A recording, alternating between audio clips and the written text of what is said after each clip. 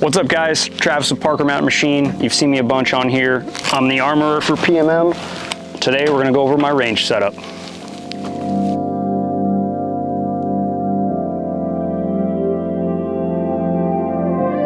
All right guys, we're gonna go into a little bit more in-depth look as to what I brought with me to the range today. So I guess we'll start.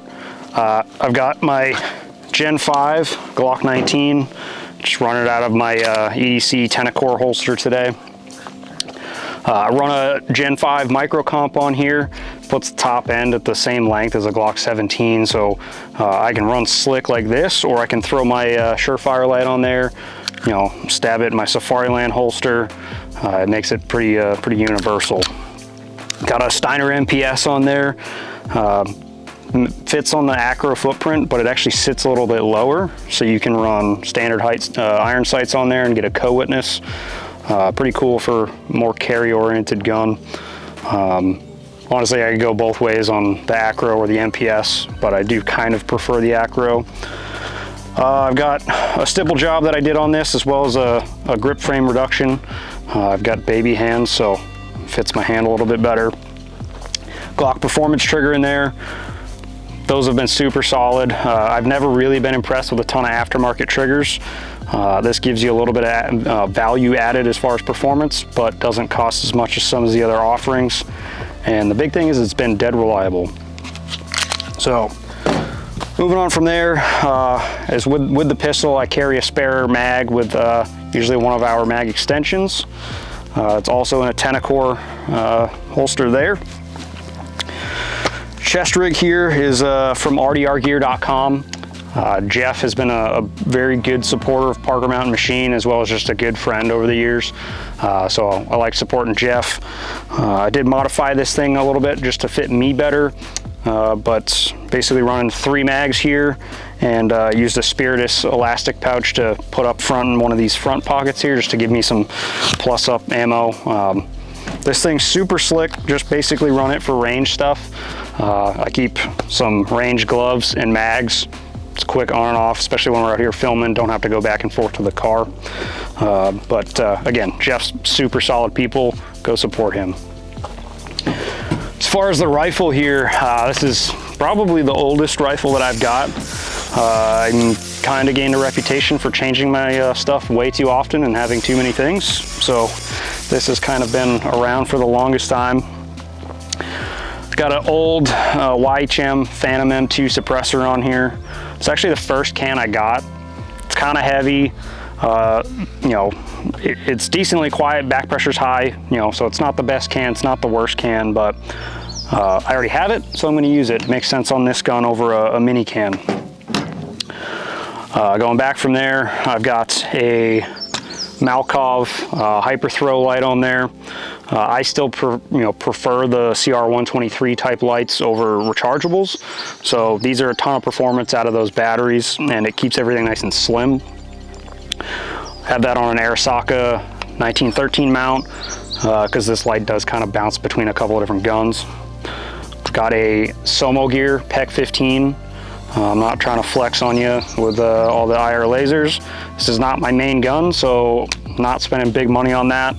It's basically full power bright, and I'm testing to see if it's going to hold up. So that's really all there is to that.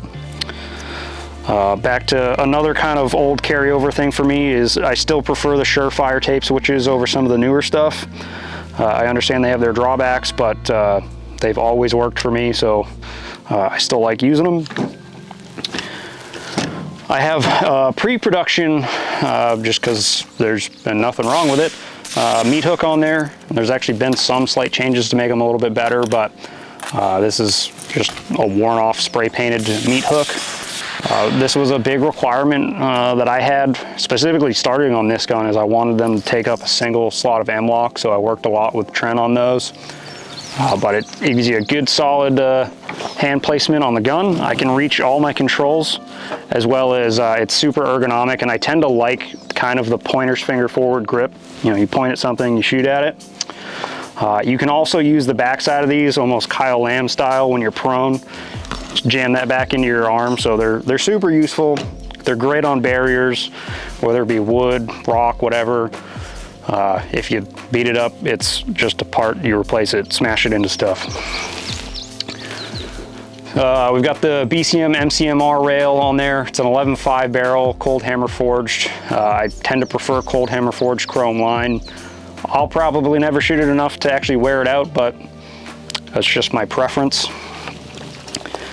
Moving back, we've got a Aimpoint T2. I don't have to explain those at this point. They're solid, they're proven. There's a lot of other good choices out there now, but this has been another piece of kit that I've had for a long time. I've got that mounted in our Red Rum 187 height mount. They're really solid for being a good in-between for like a daytime optic, but something you can still go passive aiming with without having to start chasing it with a super tall cheek riser. If you don't know why it's called a Red Rum, look up the California Penal Code 187. Moving back from there, I've got a Radian Raptor LT charging handle. It's the plastic one. I've had no problems with it, it works, but yeah, it's a charging handle. Got a American Defense bolt carrier group in there. It's what I had laying around. These days I actually typically prefer a chrome carrier for just some of the lubricity properties it has, but again, it's a bolt carrier, gun goes bang. I've got a Magpul SL stock. This is one of the newer additions to the gun, hence why it is not painted. But these have been great. They fit a little tighter, almost like the CTRs, but they don't have the lock. They're lightweight and set up the way I like it, so those are on there. Moving on to the lower, this is again back to one of the oldest lowers I've got. It's just an Aero Precision lower. I've got our AR-15 magwell on there, super solid. It kind of makes reloads a no-fail option. So under nods during the day, I'm human. Sometimes I don't get a perfect reload. This thing fixes that problem for me. The other side, these are on every gun that I can use it on, meaning, mil-spec style upper receiver. I use our Velox version of the oversized bolt catch. The reason why I do that over the standard one is, again, I'm human, I make mistakes.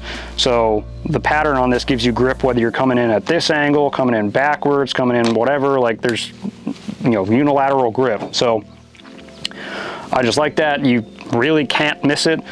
If you did, everything's gone wrong with your reload anyway, but yeah, these are super nice. I've got a Geisley SSAE trigger in there. Those have been, for the longest time, my gold standard for triggers. I like two-stage, and so I like being able to prep the trigger and know exactly where the wall is. That being said, they're up there in price, and I've been playing with some other triggers recently for like a quarter of the cost, and they've been amazing. So you'll probably see those on some of my other rifles. I've got a LWRC extended or enhanced trigger guard. I wanted a bigger trigger guard. That's the one that looked cool to me. I've got a BCM Mod Zero grip. Up until recently, these have been my absolute favorite. I don't like the grips of beaver tails. They just put my hand in a spot I don't like. I've got a LMT Ambi Safety. I like these. They're super positive. You can probably hear those clicks. So I like the extra effort on that. I don't like safeties that just kind of mush off. And then yeah, lastly I've got a ESD sling. Been using these for quite a few years now. Edgar and Jared and the team over there are super awesome people. Great sling. They're just simple and they work, and the adjustment's super fast. So that's my Quidditch stick.